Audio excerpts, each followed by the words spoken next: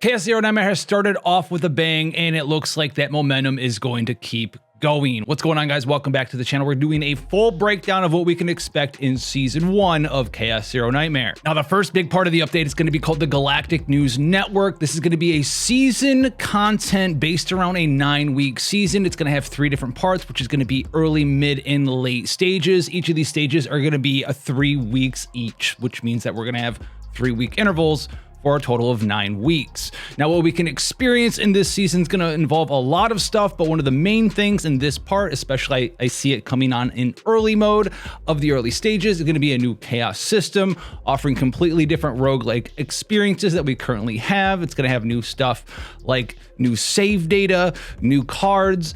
So let's get right into this for us as well. And also do keep in mind that this new roguelike mode is going to be called a season-based roguelike mode, and so it's going to give you seasonal-based save data content to use in some of the other stuff we're going to talk about that's part of this Galactic News Network update. And don't worry that it's seasonal-based save data. It's not going to get deleted or anything after the season ends. It's just going to be kind of rotated into non-seasonal data. This is kind of what we should be expecting from content cycles with Chaos Zero Nightmare. It's going to run similar to something like a action RPG like Diablo 3 or 4 seasonal, or something like Path of Exile seasonal, where your characters are seasonal.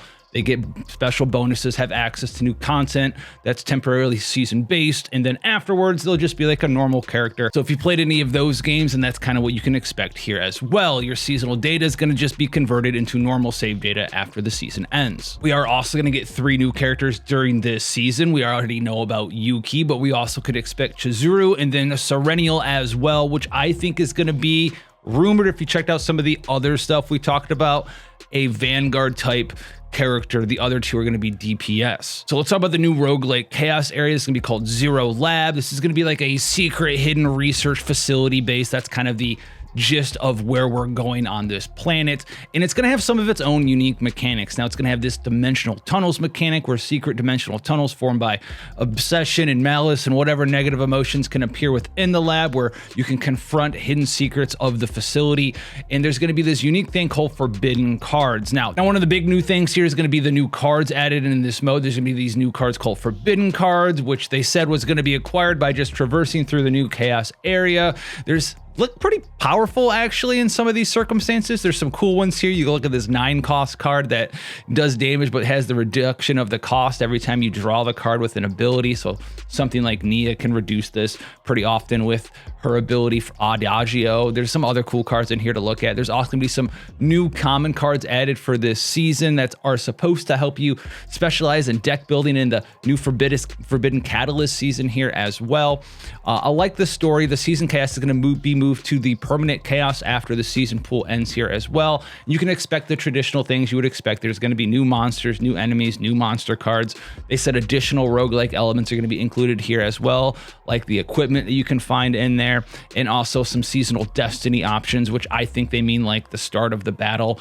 You have like the guy who shows up and allows you to do, unique buffs at the start of the battle, something like that as well. Now, they're also talking about new content that is seasonal, that uses the seasonal save data. One of them is going to be the Nebula Distortion event. This is going to be a challenge mode featuring other bosses that we've seen previously. They showed off like the big crab boss from one of the first areas we all ran. I think that's Blue Spot there. In the player challenge, you can challenge these bosses under increasingly difficult conditions by stacking something that they call like a distortion phenomena, because this is the Nebula Distortion event. So they're going to have new, little affixes that make them stronger. And you have to use seasonal save data for these bosses. So this is something that's going to be needing you to do the new chaos so you can do the new Nebula Distortion event. And remember, it seems like a lot or whatever, but the game hasn't even been out like a whole month yet, and a lot of players have progressed a ton, and this is going to last the full 9 weeks. Remember, they're rolling this out early, middle, and late stages. So you're going to have a fair amount of time. For instance, the season starts, you're going to have the first boss available 2 weeks later, then the second boss, and then 4 weeks later, the third boss. So it's not going to be something that you're going to feel pressure to do all right away, immediately, as soon as the update happens. We also have a new content called the Great Rift. The Great Rift is going to be content that pits you against like the masterminds of something in the Forbidden Catalyst season, the bosses there. And this is going to require you to form 2 different parties. All right. And this is also going to use seasonal save data. So this is going to be something that's going to reward you once again for being active during the season. The rewards are going to be based on the recorded scores and cumulative participation against the Great Rift enemies. You can also earn stickers, some other things like that. And if you're having trouble with the Great Rift as well, you're going to be able to get an idea of what other players are using that is popular team comp wise and build wise and strategy wise.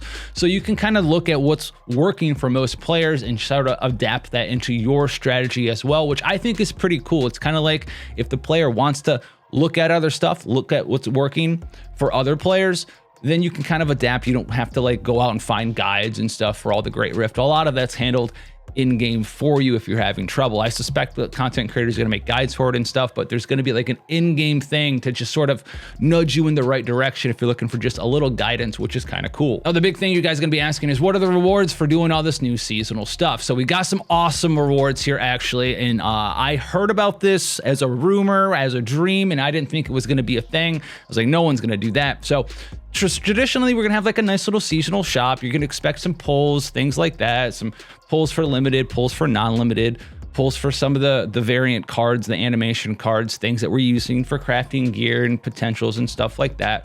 All of that stuff's going to be in there as well. There's also going to be updates to the handbook. They're going to be retroactively applied. If you've already accepted the rewards, you're going to get mailed back to them. But the big one here is you're going to be able to buy an Omega code, right? So this is going to be called an Omega code, and it's an item that allows you to get an ego manifestation for a 5-star character. An ego manifestation is the imprint mechanic.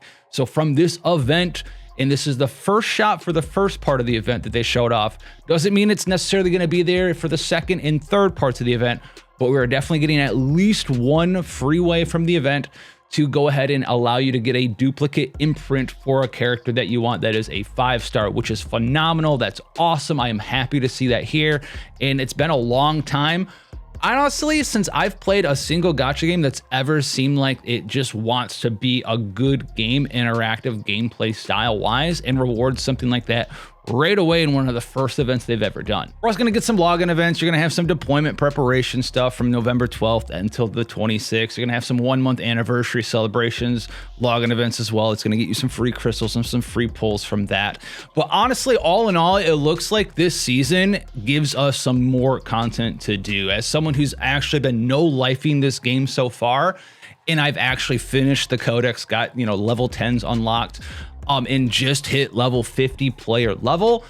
The fact that I just got done finishing that, well, no life in it basically, and they're ready to update with 9 more weeks of content that seems like it's going to be fun and interesting, and it looks like they're doing it all in the right way in my opinion, where it's seasonal based, but the content that's added, like the new chaos and stuff, is permanently going to be added to the game afterwards and rotated into permanent end game content, and the permanent cards are added and the enemies and all that stuff is sweet. It's not wasted potential for a player who missed it and came to Chaos Zero Nightmare later. You can still get all those unique cards and deck building options in the game, and that chaos area is going to be there. The rewards sound awesome.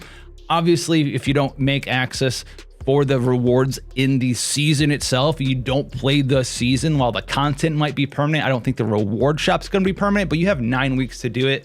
And it doesn't seem like it's going to be all that crazy, and they just reward you points for playing seasonal content. So as long as you're taking time and, you know, having fun, basically doing the new chaos area and doing the new zone runs and getting new save data with the new seasonal cards, which is something I think we're all interested in anyway, and then participating in some of the content that needs that save data, you should be able to fill out these shops pretty easily, and nothing seemed like crazy expensive, but we'll have to reserve full judgment for that when it is released. Let me know how you feel about the Season 1 update for Chaos Zero Nightmare down below, and I will catch you guys in the next one.